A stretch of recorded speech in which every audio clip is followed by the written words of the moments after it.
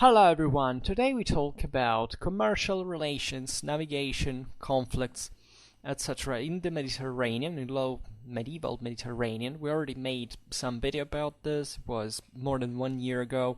At this point, the quality has somewhat improved slightly. So maybe we will see not the same things, but definitely we address these topics already and expand a little bit on them more. Alright, so on many occasions we have, I think, pictured pretty clearly what the trade activity in medieval Europe was really about in terms of sheer quantities, right? The Mediterranean had the greater traffics, right? The strong development of international trade was rendered possible essentially by the same resources that Europe put out, right, invested in this all, and we don't discuss it today, also because it actually stemmed mostly from an internal dynamic, even a properly continental one, in the sense that Europe began to expand on the seas, also in the north. We'll see that chapter in the future also better, but the Mediterranean also, all these ships and resources that were invested for trade essentially came from inland, right? The world system revolved naturally around agricultural production.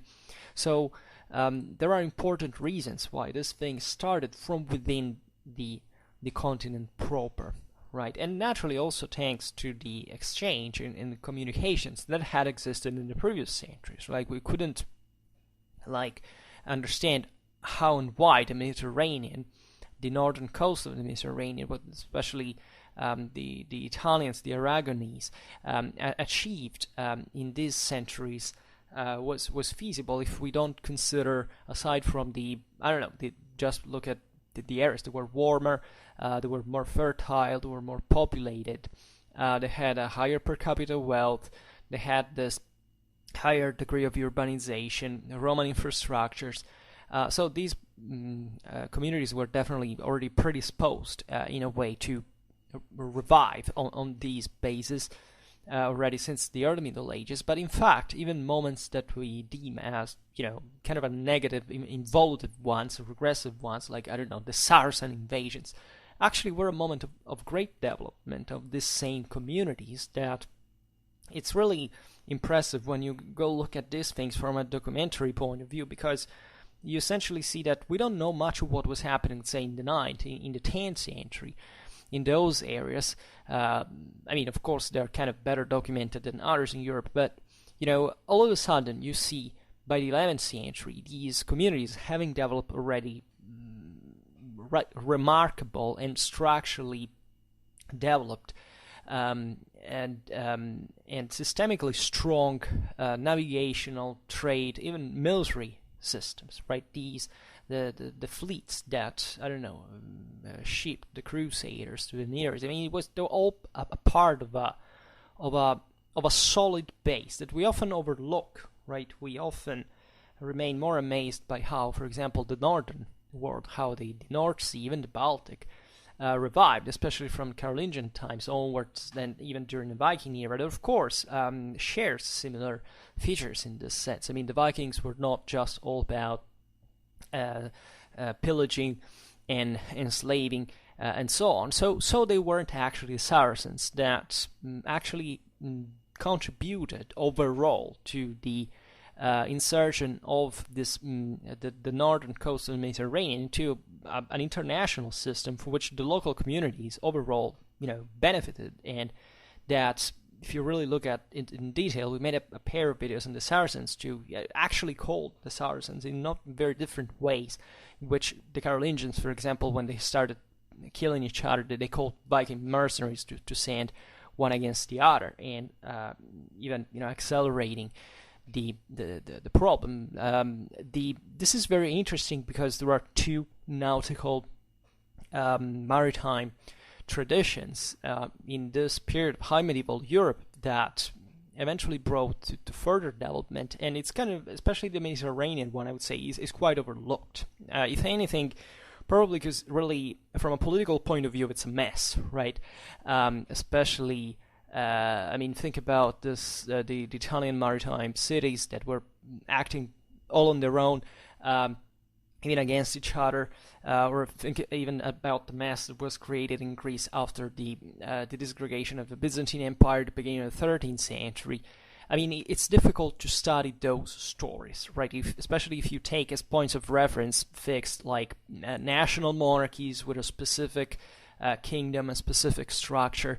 But if you abandon this kind of giant complex in the sense of just looking at the guy that on the map looks larger, you actually realize that in sheer political and economical strength, I mean, the southern European communities were actually amazingly developed, right? And that were putting in motion themselves actually great part of the rest of European economy. If a number, a quantitative datum can be can help in this. We don't really have much of this for the Middle Ages. We can understand the importance of maritime traffics, as was reached at its peak, basically at the end of the 13th century, when in 1293, for the port of Genoa, passed coming in and exiting goods for a value of 3,822,000 Genoese pounds, right?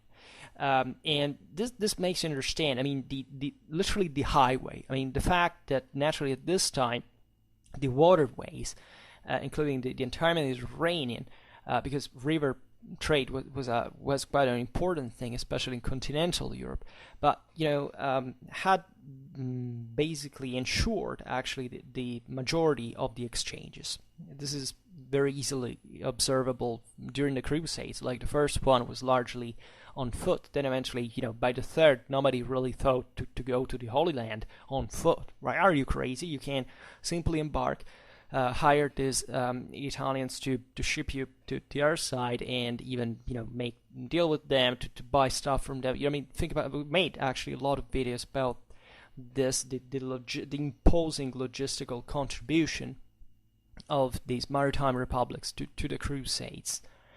And in fact, the maritime and river transport granted less burdens, less costs, right? Simply as that. Even if still this, it entailed somewhat, let's say, greater risks in proportion to itself, right? But still was kind of the safest way, right? This is interesting because, I mean, there would have been no comparison. Of course, the land routes were worse, right? Even in terms of, life risking, we're talking, of course, a much greater convenience of sea trade that was mostly about coastal navigation, by the way. But definitely it was not just a nautical problem, it was really a political problem, right? Who was out there, who wanted to do on the sea. And the Mediterranean navies were definitely able to seize, therefore, this important set of opportunities coming both from the east and even from the Atlantic and the North Sea, right? And developing techniques and means that were adequate for the needs, especially of merchants, right? The whole thing gravitated around the wealth, around merchants, and even the whole political and military thing at sea was really about protecting the traffics so that nobody would disturb your merchants and that you could tax them, etc. We have seen how this thing was really deeply rooted in the politics and societies, especially of the maritime republics that literally were, I mean, in terms of public authority, involved in this. This is, look at Venice, look at Genoa, and how, even the colonization that these two cities carried out. But this is valid also for Pisa, for Amalfi. There are many cities that actually were into this. Often, after the most powerful ones, so that, of course, the economy, even when, for example, a city crushed another at sea, but by land, they didn't have means to invade it, like it happened, for example, in 1284, when Genoa crushed Pisa.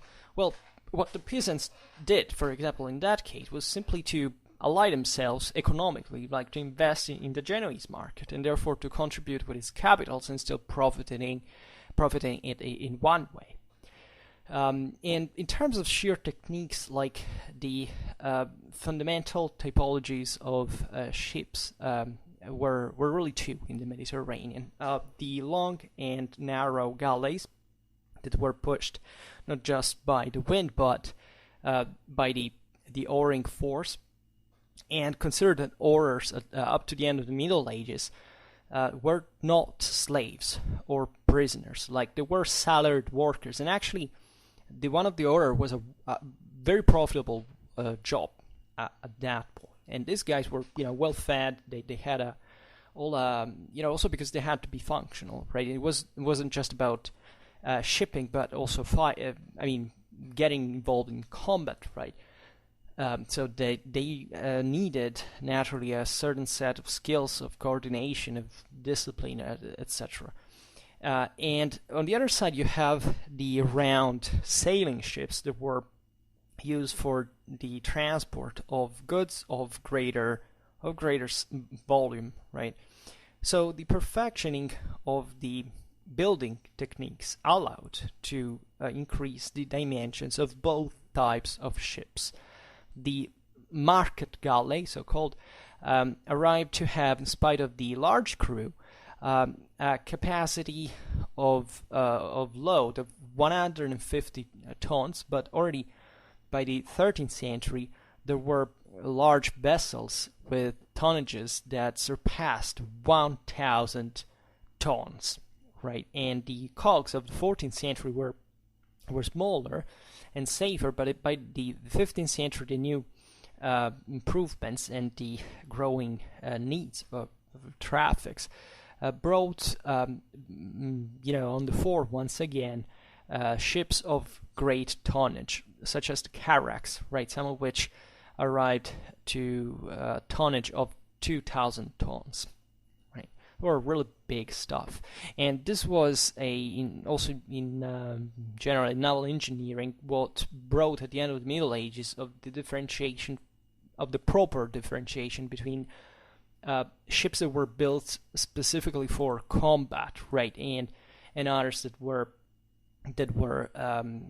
just for the cargo, right? And part of the reason was caused by the fact that the same increase of cargo stabilized the ships in a way that their inertia, and this allowed and increased the integration of firearms, right? And interestingly enough, the first navies that implemented this were not from the Mediterranean. Like, actually was Sweden that began to build it. It's not that they had much of a power on their own, as you understand, but that they were at least the ones that first thought it during the Renaissance to really reason in terms of, let's build a ship that is specifically designed for war. Otherwise, in previous times, aside from the fact that all ships were armed in a way, but in fact the main difference was literally the armament that was brought on it. And of course, the galley was more suited for combat, but also these larger, like cogs, carracks, were equipped like that. I'm actually making it simple because I don't know much myself about naval warfare. Read just a bunch of things, and maybe we'll deepen the specifically military side of the story that is kind of better known. But other important novelties in the maritime techniques were the adoption of a single posterior rudder, right, instead of the two lateral rudders, the compass, and the triangular Latin sail, right, that would be eventually used in combination also with the squared sails. And thanks to these innovations, it was easier to follow the routes even on the open sea, right? And these routes needed, as a consequence, also new nautical maps and texts that described accurately all the various ports. So this is what brought to the redaction of the Portolani, the pilot books that allowed a more precise knowledge of the coasts, and fundamentally modern cartography is born in this specific context. Like when we made that video on Columbus, we talked a bit about even the theoretical. I mean, actually all the Europeans were studying this stuff together with cosmology, with lots of other things, but fundamentally precise maps were firstly created in these environments, fundamentally around Genoa, Barcelona, Pisa, these areas that were they had very, very intense contacts and were on the fore in now engineering, in cartography, and in other fields such as mathematics, accounting. So they had all the the spin-off that could favor the further development of these sciences. And a very important consequence of such nautical, turn, we can say, was the possibility, starting from the 13th century and even more especially from the 14th, to sail rather regularly, even in winter. And as you understand, this widened the same costs. I mean, think you're fighting against someone that in this sense, can just be at sea twice as it used to do in the previous centuries. I mean, this entails that you also have to cope with that and to control better your coasts, to produce more ships and naturally to keep up with this innovation. So this naturally happened in communities that had already the means, that were developing in parallel, if you want, in many ways. Also because one character of this transformation was kind of a shared Mediterranean culture, right? Pan-Mediterraneanism doesn't quite exist, historically speaking, and in fact, even in this sense, it's just mostly as we said before, the Italians and the Aragonese that pioneered this fields, but definitely among them, for reasons that were brought also they were similar communities in some ways, at least the coastal ones. They also shared a lot, and sometimes even people living literally here and there, right? Also because the merchants, of course, were always on the route proper. And the industry of naval constructions was an important sector for the economy of the main maritime cities. You have to imagine all the means, the tools, the material, etc. was needed for producing these ships, and all the people who worked at that. So it wasn't just about having a ship out of nothing and put it at sea and being a private owner, and that's it. Like, these people had huge clienteles. These were often the same patricians that ruled the cities, and they had investors all over the city. So, as we were saying before, these enterprises had a public share in responsibility and impact. The community that developed a more efficient shipbuilding system was Venice, right? The Arzana of the Venetians, that is described even by Dante, right, is the place where the galleys were built, while the vessels were actually built in open air shipyards, right, of private property. And Venice was also the city in this regard that had a greater political and institutional unity of the other maritime city-states, city-republics, and this is what would give Venice also an edge in many ways, if it hadn't been just because it was objectively the largest of these cities, but it was also better organized. And in this sense, the Genoese, for example, that were their bitter rivals, lost some tasty opportunity to even wipe out Venice at some point during the 14th century, or at least, to resize its power. Instead, this brought in turn to a Genoese shift towards the Atlantic route, and actually triggered all a series of other phenomena, such as even the Age of Explorations, because actually even the Iberian monarchies used mostly Italian ships and crews, and therefore all what eventually would bring to the European expansion outside the Mediterranean towards other continents. And in spite of the progress, going by sea was still, however, dangerous by a certain margin, and shipwrecks were frequent, even if the greater risk was constituted by an endemic phenomenon in the Mediterranean that was piracy and privateering. It's not by chance that it was in the Italian maritime cities and in relation to the commerce by sea that during the 14th century was invented the insurance, right? This technical financial instrument for the share of risks. And because these were really huge capitals invested in these enterprises. And of the rest, also, the forms of investments were, since the 11th century, inspired to the same criterion, right? The commende and the società di mare, right? So the commendations, I don't know what I can say here, and sea societies contemplated the association within investors that spread their capital in over different enterprises and merchants / travelers that were rewarded by a quote of the procured profit, right? And also the maritime laws contemplated the restitutions of the capitals and the payment of the interests only if the travel hadn't been struck by the so-called fortuna di mare. That means, the luck, in this case, the bad luck of sea, things that could happen, of course, because it was really, it was a very mathematical mindset in this regard. I mean, they knew what risks there were. There was a sort of percentage, and the world market worked along it, of course. And the maritime trade with the East was definitely the one that saw the greatest investments, and in fact, as a consequence, ensured the larger profits.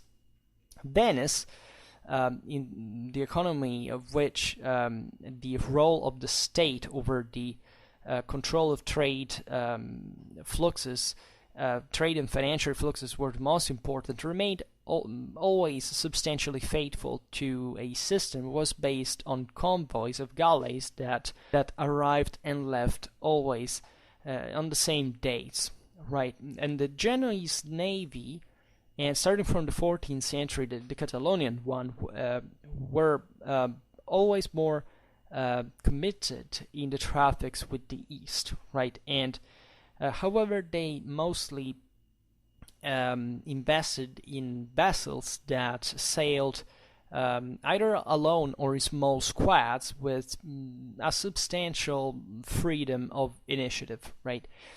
Because they were these were more privatized societies, right? Just an example, as we have seen, Venice had, especially from the end of the 13th century, a solid senate or the same families working, a very crystallized system that allowed even the middle classes to enrich themselves, but that was very unitary. Genoa, that had also an impressive trade traffic, was basically ruled by private families. I mean, the whole city didn't have really a central power as such, right? And it failed to grow in a different way. This didn't, prevent the city to grow to become still one of the major financial powers in Europe, but at the same time, it kind of suffered even against Venice, as we said before. Still, in these centuries, it was naturally Constantinople, right? That also had a specific importance around which the same Italian trade gravitated in practice. Was one of the largest trade centers out there, one of the most developed cities, and the Western merchants, and next to the Genoese and the Venetians, we find Pisans, Florentines, Sicilians, and Conitans, Provençals, Catalans, right? So really people from everywhere. Both goods of different origin, right, from the wool of Turkey to the linen of Alexandria of Egypt to alum, right, that would become especially important for the Genoese during the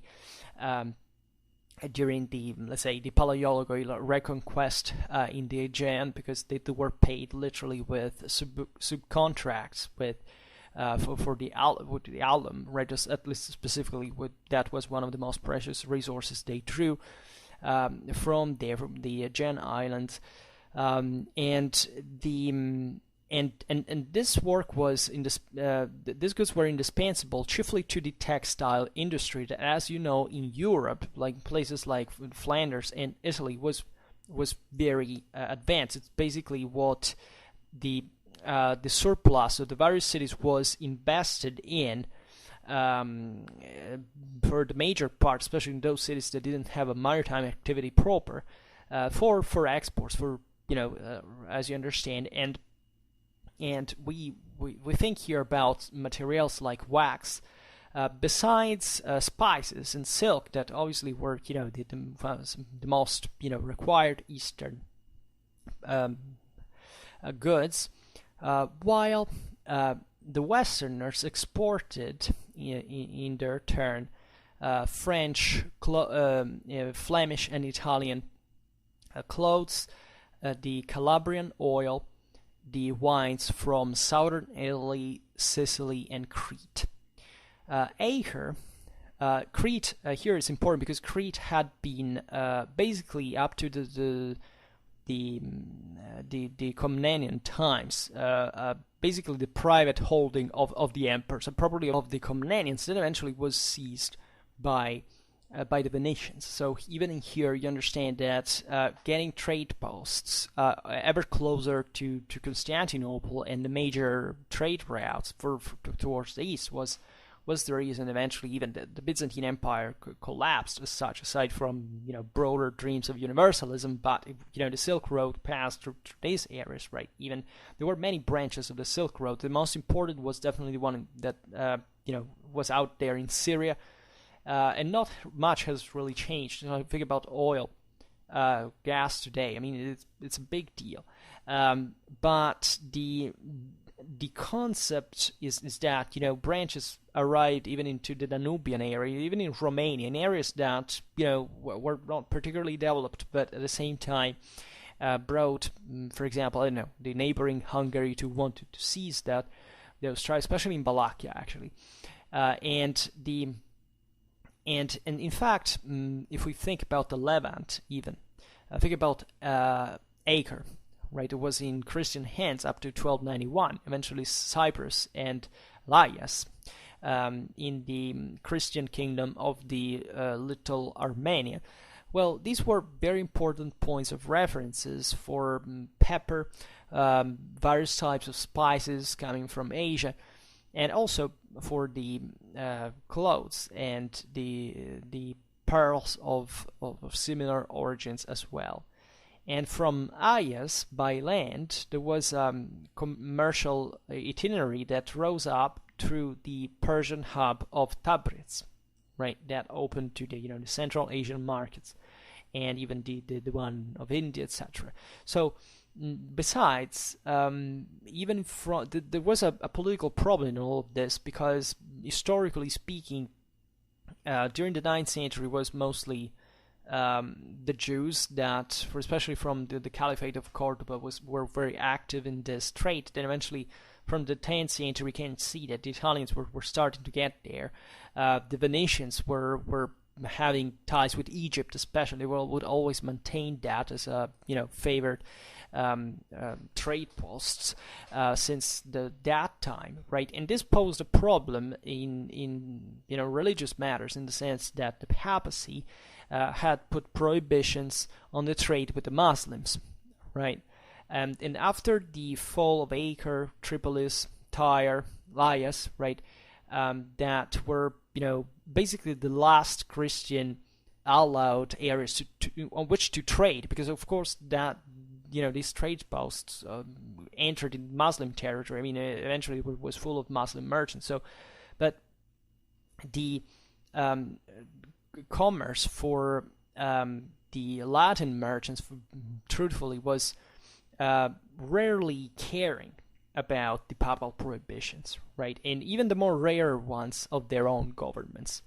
So actually, the Westerners kept exporting like crazy, right? This is what really happened at this point between basically by the 13th century at the latest, the trade bound, actually since the 12th, to tell it all, it's really the 12th, in which Western Europe gains over the Byzantine Empire and the Islamic world the upper hand, it gets the trade balance goes, shifts. It means the Europeans have more gold than the North Africans, the Near Easterns have. So this is a huge deal, right? Because it also corresponds to a general crisis, also from the other side, economically speaking. And there was really no way to stop the exports. And guess why? Because basically no power out there had the naval strength to compete with these Italian navies, right? They were the guys who actually provided the other kingdoms with ships. And how do you block these,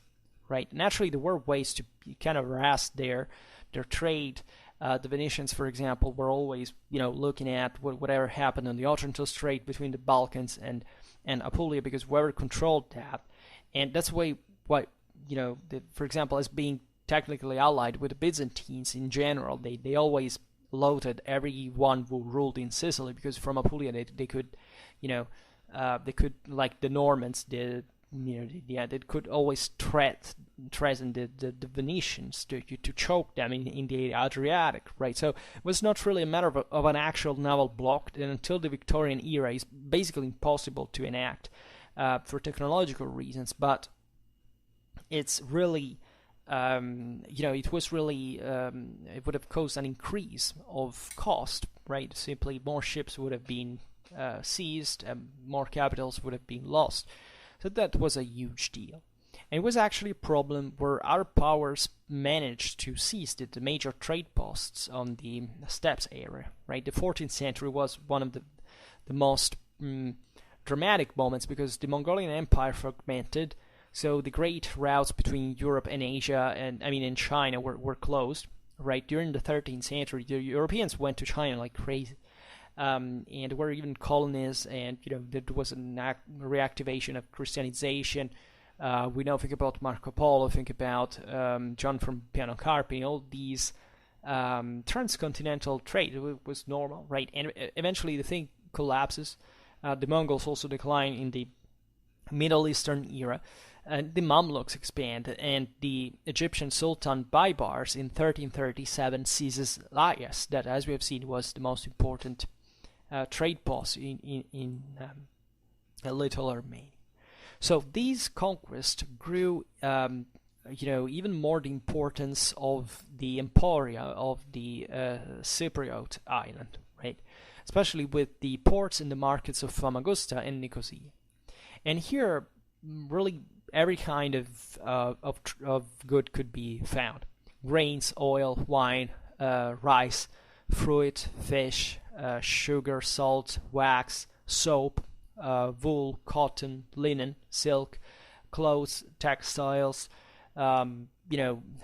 skins, furs, leather, pearls, corals, gold, silver, copper, aluminum, wood, timber, glasses, and all you could find, but especially spices, right, of every type, and especially of every quality, right? So these were very florid markets, and it's not to be surprised that Cyprus was maintained by the Lusignan with great effort, that maintained also a rather active, even naval activity.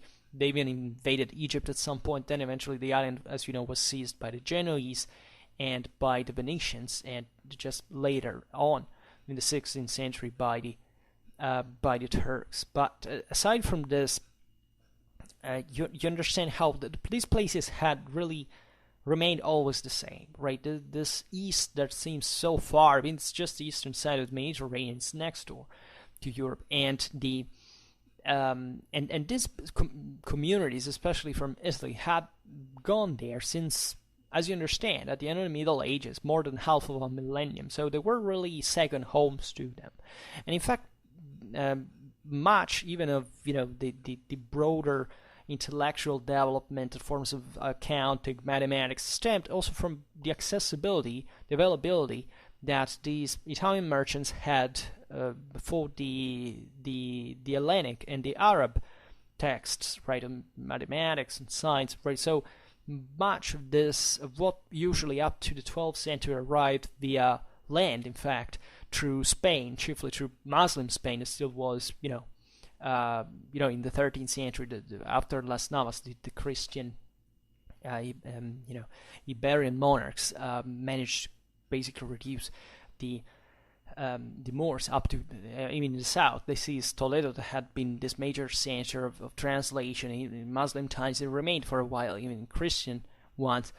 It kind of closed that gap. So in a way, the Italians from that point on were on the front line with the trade, and basically they had monopolized the trade with the East. And south to this, in Egypt especially, there was the real and the principal meeting point between East and West, broadly meant, right? Both for the Indian and Chinese goods that arrived both by sea and by land, right? And for the typical products of the Egyptian industry, such as paper, sugar, worked silver, right? The Fatimid Egypt, and especially later Mamluk Egypt, had this solid handcraft industry, right? That also, gradually declining, brought to major imbalance towards the end of the Middle Ages, facilitated the Ottoman conquest, right? And the Western merchants that, as we've already seen, didn't really care much about the reiterated papal prohibitions, transported the products of the textile industries that were at this point capable of competing with the Eastern ones, like things like weapons, timber, iron, even slaves. Actually, if you think about the Venetians, that in the early times got from these Slavic prisoners from the Adriatic coastline, with all these pirates, they basically sold them without much of a problem, right? And made freaking a lot of money in the process. And as the Venetian Doge wrote at Pope John the 22nd at the beginning of the 14th century, were one of the most important popes of the Avignonese period, asking the permission to trade with Alexandria, and quote, the other lands of lords of which is the Sultan of Babylon, right? This kind of ideal pictures, exotic ideas of the Westerners towards the East. These without these trades, the Venetians would have not lived and prospered in the way they did, right? So they were all about this stuff. In fact, this would remain a long problem even when the Ottomans came, and the fact that we're basically in the same line, right, between Europe and Asia, and therefore at one point, albeit fighting each other, at some point they needed to stop because they needed to trade once again, so that they could both benefit from it. And during this time of the low Middle Ages, the Western economical development and the growth of cities, especially, so these communities that lived basically of surplus of the agricultural economy, increased ever more the demand for Eastern products, so usually luxury, spices, luxury textiles, right? So there was all a market in Europe that fed usually the feudal elite and the patrician elite of the cities that required ever more, sophisticated products.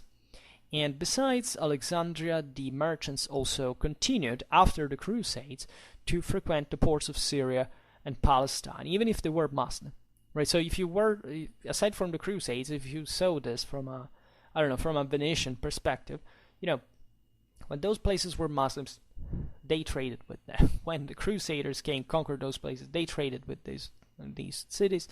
When the Muslims reconquered these cities, the Venetians kept trading with them. So it was like an obvious, like there weren't other routes, there were other ways to bypass this presence, right? It was the quickest, the most convenient, and this thing would be surpassed just in the end of the Middle Ages with the Portuguese trying to find out for their own profit the the African, the circumnavigation route that at that point, in fact, created problems not just to, for example, the Ottomans, but even to the Venetians, right, to the Mediterranean powers proper.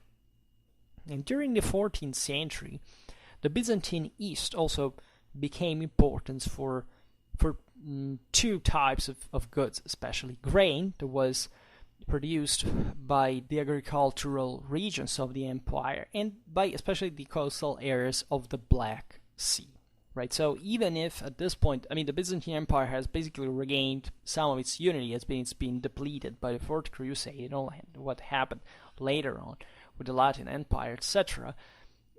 There's still this revived commercial role that, of course, the empire has, right? As Constantinople is still controlling these trade routes, we're talking about mostly slaves coming from, I mean, there were either Saracens or Turks or Balkanics, that Genoa, towards the end of the Middle Ages, had become one of the greatest centers of selling and also of use, by the way. But the advance of the Ottomans rendered, immediately problematic such traffics, right? The fall into Turkish hands of Constantinople in 1453 didn't bring to an end of the trade with the East, as we have seen, but definitely it reduced importantly the traffics, chiefly for their regularity. As we have seen, this mostly depended on whether the Venetians basically were at war with the Turks or not. I mean, I'm making it simple, but of course there were other actors in there, but fundamentally it depended on this political relations, right? When there was war, the commerce was blocked, and therefore the rest of Europe, and the rest, the Ottoman Empire and the other Muslim regions that were behind it suffered of this.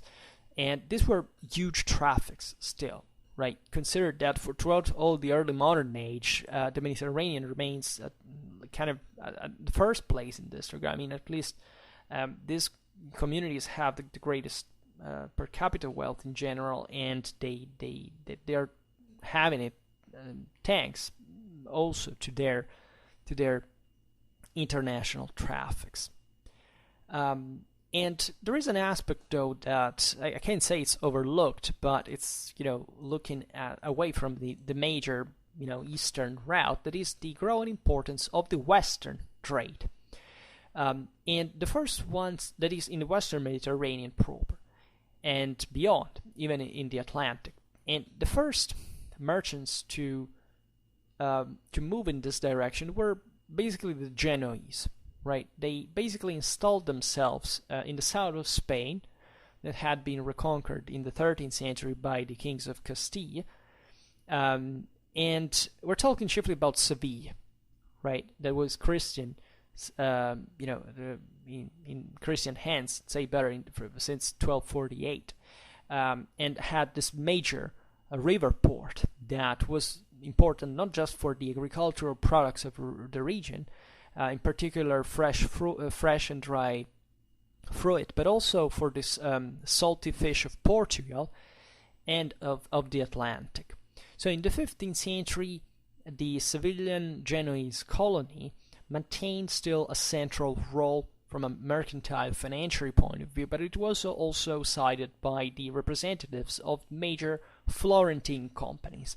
This is very interesting because, as you know, Florence doesn't really have a great, maritime involvement, but it has literally a huge financial one that impacts the whole continent, and therefore the Florentines managed to get in there as well, right? And in fact, we have seen on the video on Columbus how even the Florentines, even just as explorers, think about Vespucci, for example, had for the age of explorations.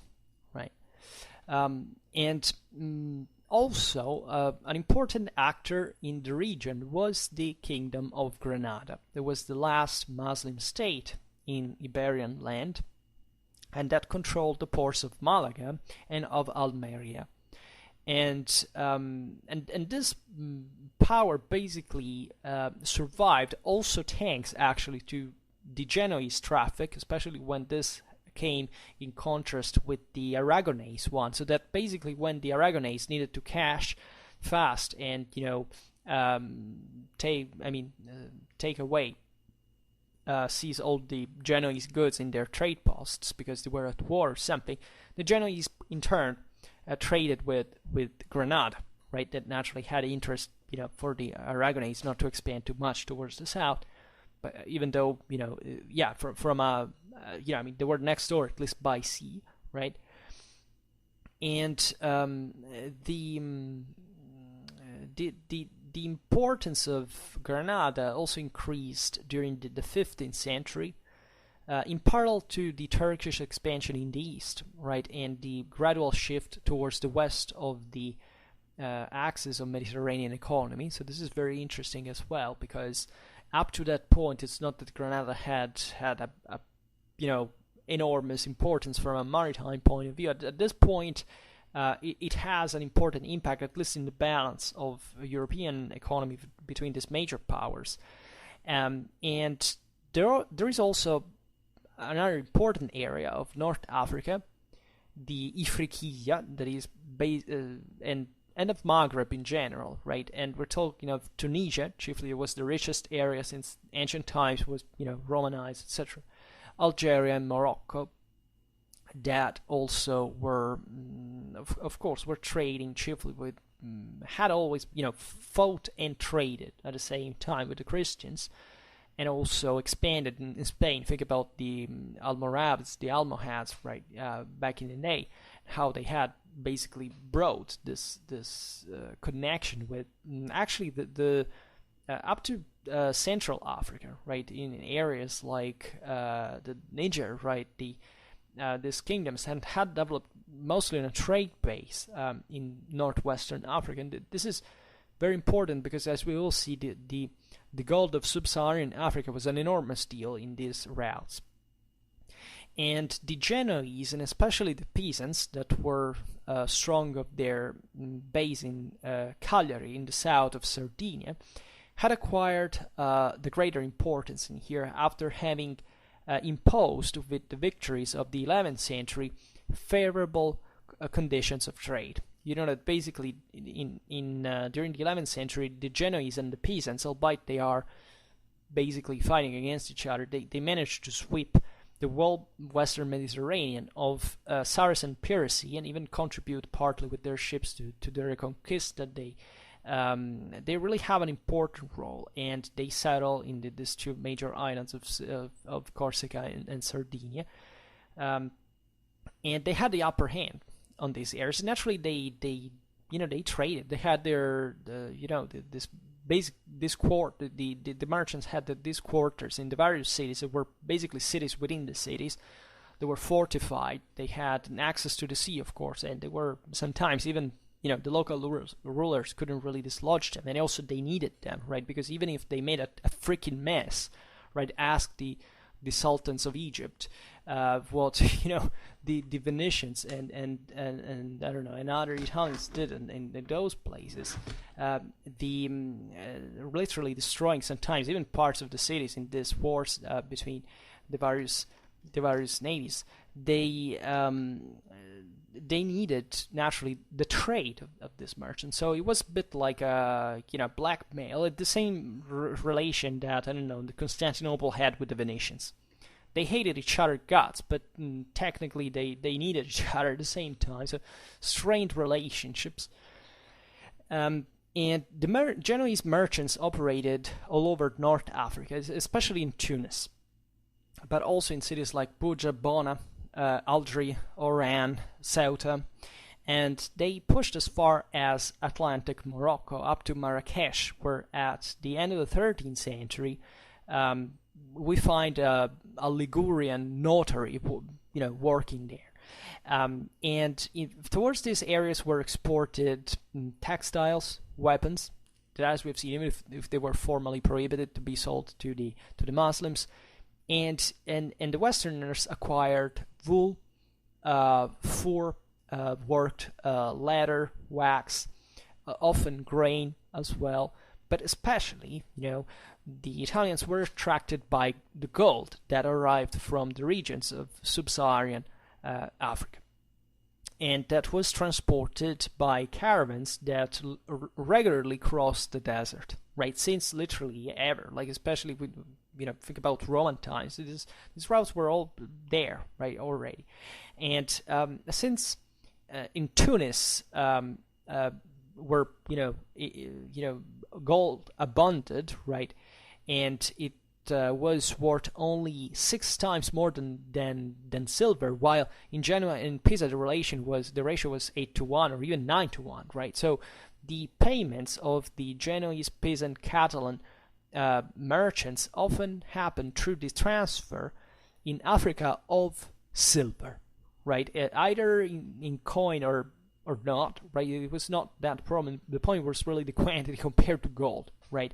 And in every case, thanks for that, what was evidently for them a over-evaluation of silver, they basically found the rather convenient costs that were brought to increase their commitment in those lands.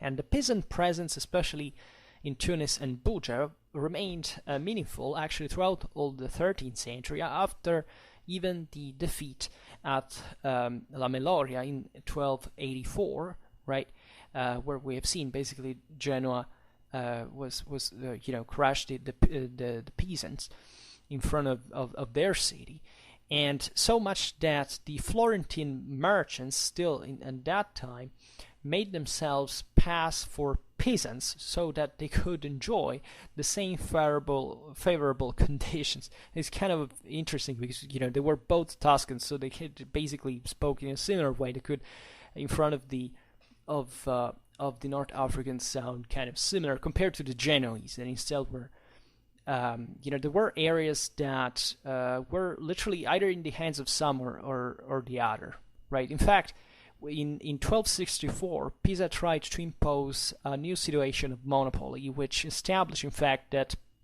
literally only the peasants had to have funduks, that is, these warehouses / cities, right, city ports, in all the lands of the Ifriqiya and of the Buja, right? The Ifriqiya is the name of Africa, right, of Tunis, in the ancient Africa, Tunis, and of Buja here.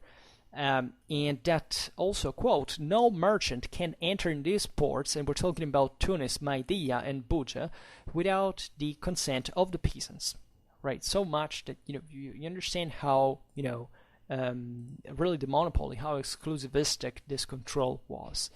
And it's very interesting to remember that in 1285, a Genoese lamented these things, stating that nobody could frequent those places but the peasants, right? And this was just 1 year after the defeat of Pisa. So this was, this tells you how difficult it was actually to actually dislodge such communities by sea, because there was no other way to do it, right? You had technically to block the ships, right? And the local communities were armed and could defend themselves, so you couldn't, it was a very costly enterprise to try to dislodge them, to eradicate it from there.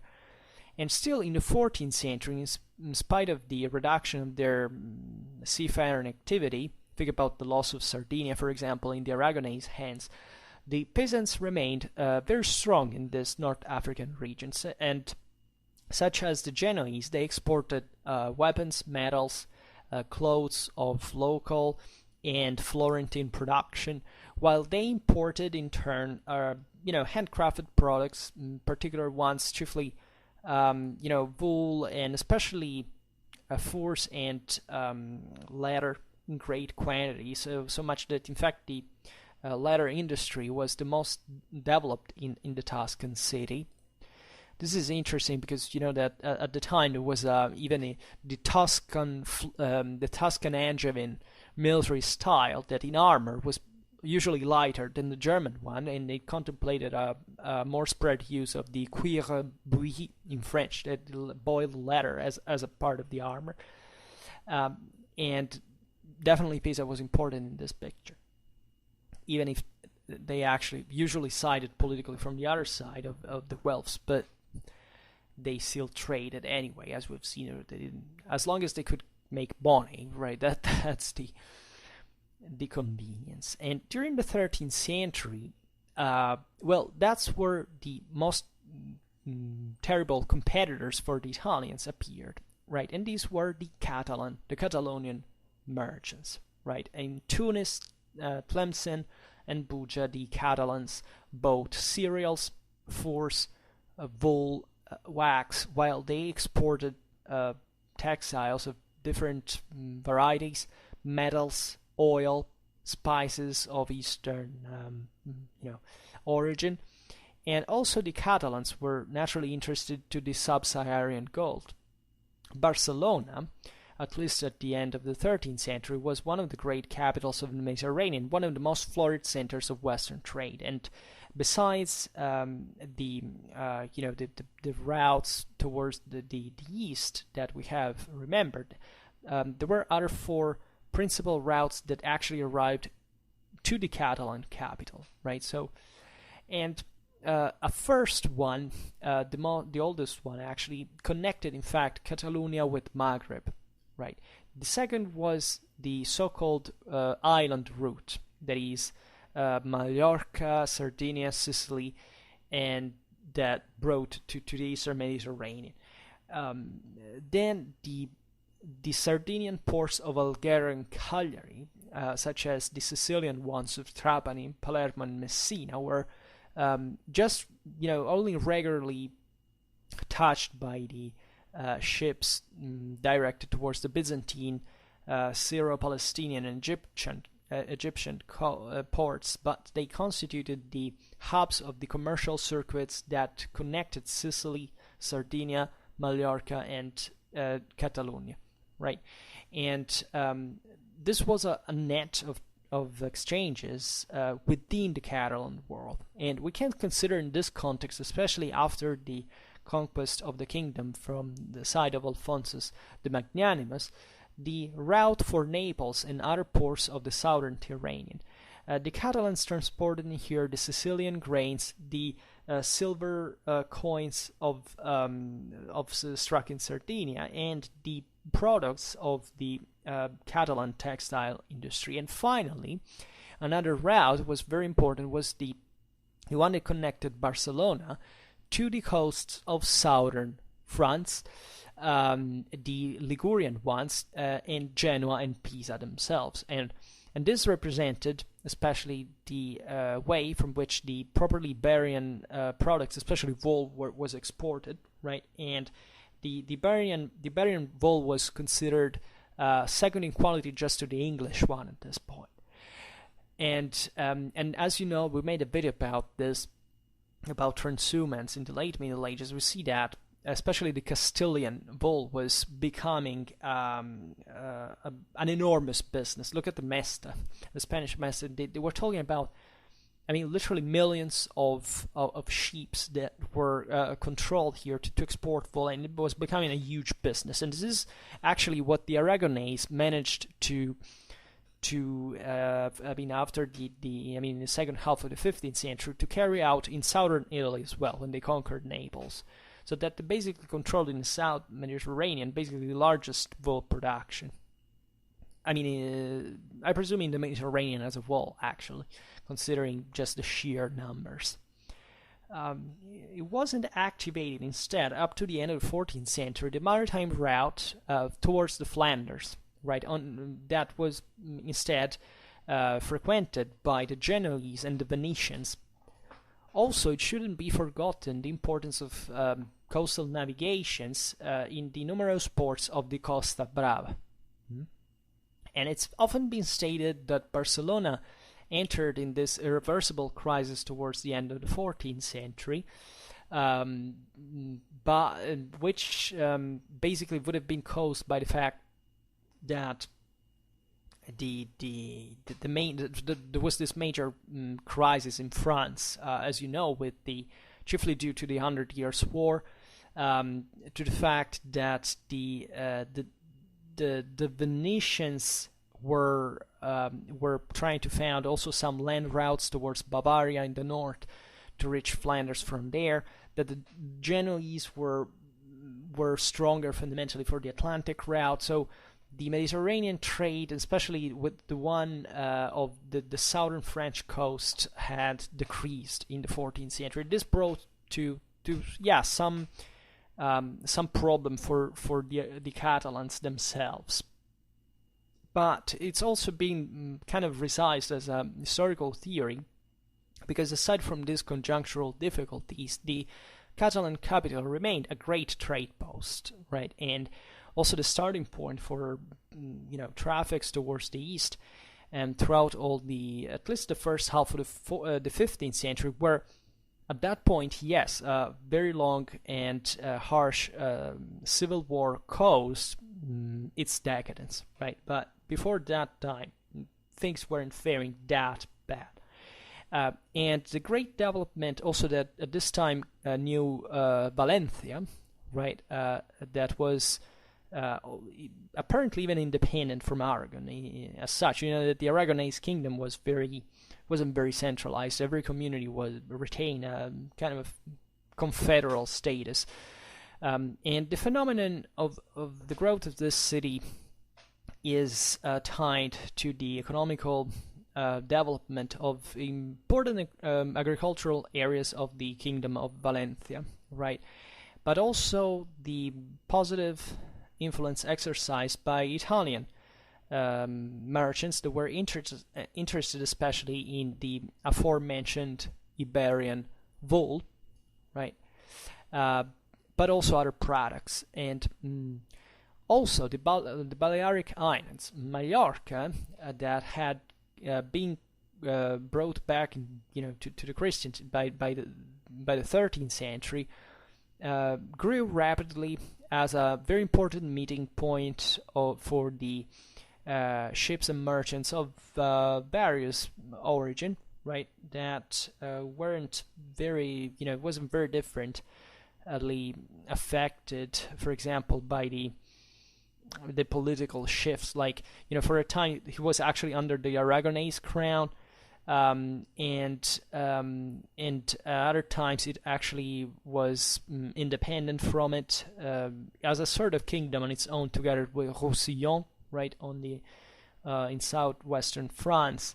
Even if you look at the maritime distances from Europe, there's not very much. There is a sort of circular area. From the other side, Sardinia also is not very, very far away. But it's important that these areas develop still within at least the influence of the Catalan trade, right? Even if you look at at Aragon, Sicily, they were technically under the Aragonese ruling dynasty, but they were practically separated kingdoms. They worked as on their own largely. So there was a spirit that probably has to do with the same institutional culture of these lands, especially of the lands of origin of Catalonia, that didn't render Aragon capable of centralizing these dominions, but they were so remunerative that actually all the communities of the kingdom were investing into it, so that they actually had a lot in common, and they kept this thing fairly united after all. And this allowed the Aragonese to seize Sicily, Naples, some of the most advanced areas of the region. So this is very important just from a European point of view, because these lands eventually would be part of the broader Spanish Habsburg domain. It's even in early modern history, they were coming from the feudal dynastic collection of all these lands. So there was about Mallorca a character like of Mediterranean emporium, right? Very open, very close, especially to southern France, as we have seen, but also of course to the Iberian Peninsula and Muslim Africa, right? Together with Genoa, Pisa, and later on even Venice. The merchants could acquire here chiefly food, such as oil, dry fruit, cheese, fish, dry fish actually, wine, sugar, Ibiza's salt, the Balearic wool, also Spanish and English wool, because it still came from there through the Atlantic route, and also the one of Maghreb, because Maghreb had its own wool production, largely, especially in pastoral communities. You could find, unrefined skin, coloring substances, spices, cordage, even very important for, if anything, for navigation as well. Also, in the 13th century, at least, the ports of southern France increased in importance. This is often overlooked. France had this mostly north-south axis of trade, that originally went from the Champagne fairs. Therefore, England, Flanders, Champagne fairs, Rhone Valley, Tuscany, right? This was the thing, or Lombardy through the Alps. This was very important. As long as the system held, the Champagne fairs declined, as you've seen. During the 14th century was this major crack, even of the breaking of France once again in different pieces. But by the 13th century, the French kingdom reaches its apogee, and also through the conquest of Occitane, right? Properly, what we call southern France, and as a consequence, in Languedoc, next to Montpellier and Nîmes, also Aigues-Mortes, this artificial port had been founded by Louis IX, acquired a great importance, right? Aigues-Mortes was the first French royal port on the Mediterranean, right? The starting base for crusades, but also a trade center, fortified one. If you've ever been there, it's beautiful actually. From Aigues-Mortes were exported cereals, salt, the famous clothes of Languedoc, while in France entered those various Mediterranean products, including the African and Eastern ones. Marseille also had regained in this time the ancient function in Roman times, thanks to the Rhone Valley and the Champagne fairs, as we've seen. So it was the major center on the coast. So that's where from Tuscany, from Sicily, most of the trade arrived. And in here there was properly a trade place where were exchanged Flemish clothes, the Eastern spices, the Maghrebine leathers, and even Marseille actually had its own maritime activity. Her merchants arrived regularly to the east, while the city was also frequented by Genoese peasant and Florentine, Catalan, Occitan, and other southern French merchants.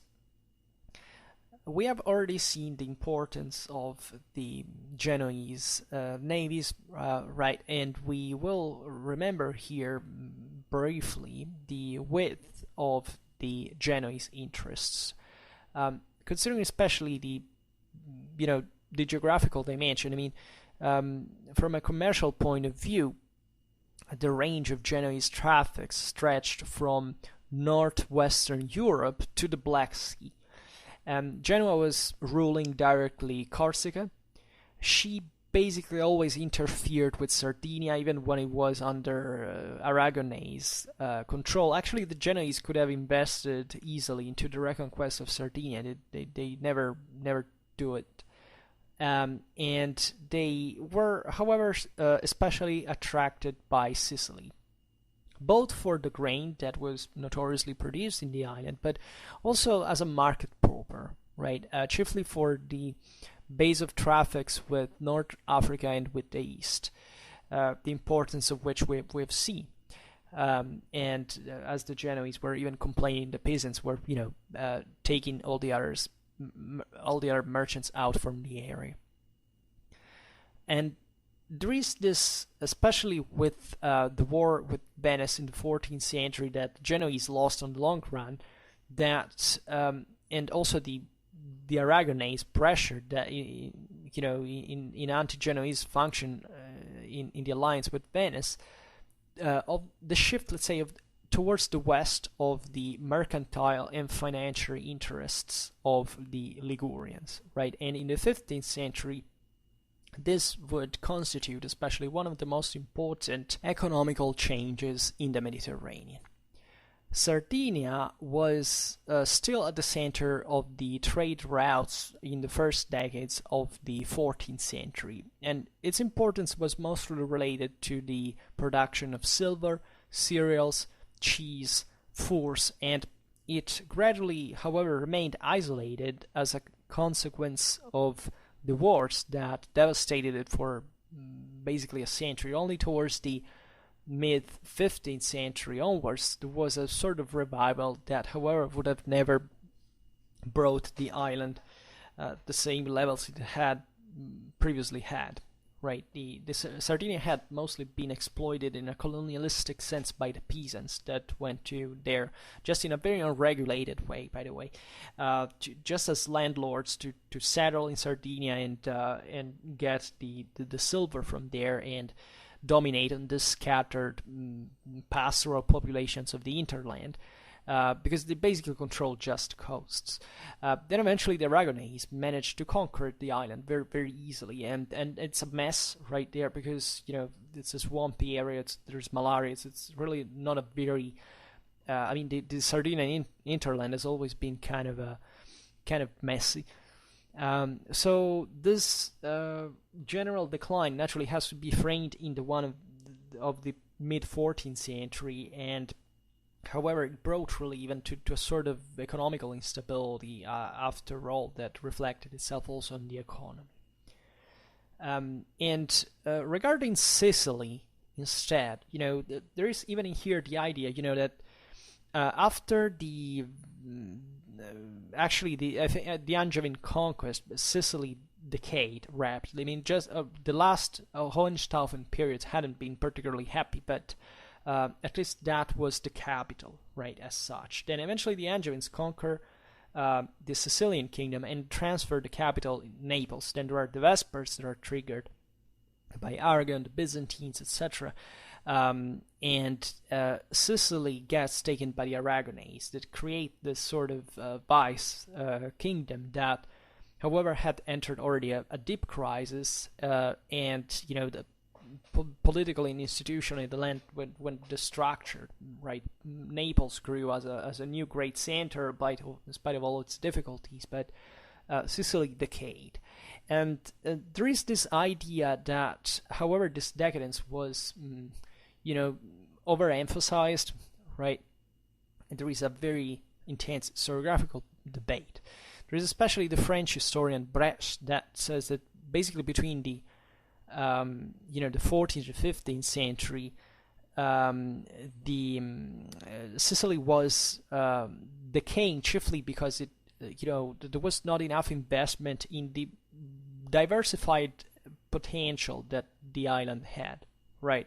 It had, important human potential, also technical traditions. It has different climates, landscapes, and yet, according to the historian, the island from that point onwards just played the card of grain. That was, the most important one in Sicily was definitely, mostly productive, and had an important role in this function since ancient times.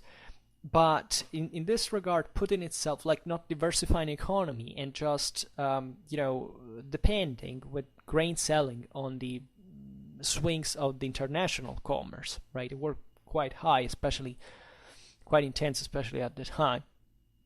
Other historians like Binet and Epstein have instead criticized this position that seems to be tied mostly to the idea of the unequal exchange and the dependency of the island, right? And this kind of crystallized vision of Sicily that never changes, right? And however, it appears that even if a decline definitely happened, aside from the fact these areas were still the most productive in Europe, but they were still Sicily was still at the center of an extraordinary net of traffics, after all. A last thought about Venice. So the Republic began to commit herself relatively late in Western Mediterranean, right? Partly because it obviously was much more involved in the East, right? Especially after the victory over Genoa that brought to the Genoese to abandon almost, not completely, but to leave at least the most important branches of the Silk Road in Syria, in Palestine, in the hands of the Venetians. She kind of mostly dealt with the situation. They didn't venture in the Western Mediterranean. They were already the Genoese and the Aragonese, and this was fundamentally unnecessary. But as we have seen,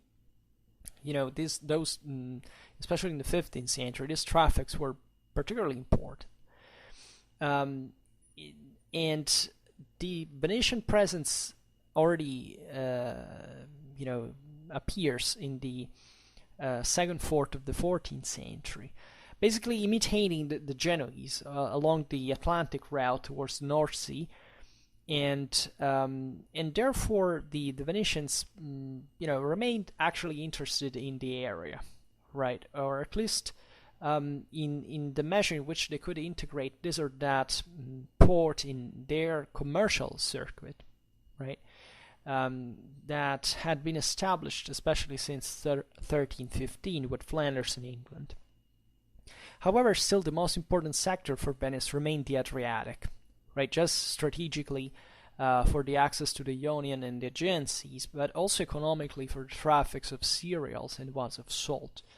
And there were very intense relations also with Apulia, right? From which also, besides cereals, the Venetian merchants imported oil, wine, cheese, and meat, right? Exporting in exchange textiles and other Eastern goods, or paying in gold or silver. This is important because the Venetians will kind of exploit the weakness of the Kingdom of Naples, especially after the crisis of the 1340s and the kind of the unstable situation also in Aragonese times, to have certain avamposts actually in Apulia proper, right? So certain castles, and controlling therefore better the situation from there, and interfering heavily, like in the 15th century, as the Venetians start expanding properly, creating a state even in northern Italy. So all the European game of powers between France, Milan, Naples, etc., will have a huge impact, will give a huge relevance to those holdings, so that they could threaten basically the same Naples, at least in potentially, and if this bloc became too powerful, they could strengthen the grip in many ways. Obviously, always in an unstable general situation. And there are other cities that in the Adriatic manage to integrate within the Venetian system, in order to develop themselves. And we're talking about Ancona in the Marches in central Italy, and Ragusa, Dubrovnik, that were two republics fundamentally that emerged mostly for their mercantile power during the 15th century. Increasing their participations to the via merchants proper, right? Through agents within the Mediterranean commerce, right? And this is more or less the picture we wanted to give today. And there is maybe something to let's stop it here anyway. Okay, we already said at the beginning we made similar videos to this, and I think it's important to just revive the Mediterranean perspective during the Middle Ages, because if anything, just from an economical point of view, it was the most important, and chiefly, decreasing actually over time. In the central, especially continental powers, were growing more important, but definitely these maritime communities were still essentially the engine of European economy as a whole, right? And even in here, the connections, for example, with some major financial centers of, for example, central and northern Italy should be pointed out, but also we don't have time now. But in general, you understand that just in terms of sheer quantity of traffics and ramifications within the continent and beyond, right? The importance of these centers is well worth of consideration. So for now, we just stop it here, and I hope that you enjoyed this video. If you did, please share it. Otherwise, leave a like or subscribe to my channel if you're interested in my upcoming contents. And for now, I thank you heartily for listening to me. I wish you a nice time and see you next time. Bye.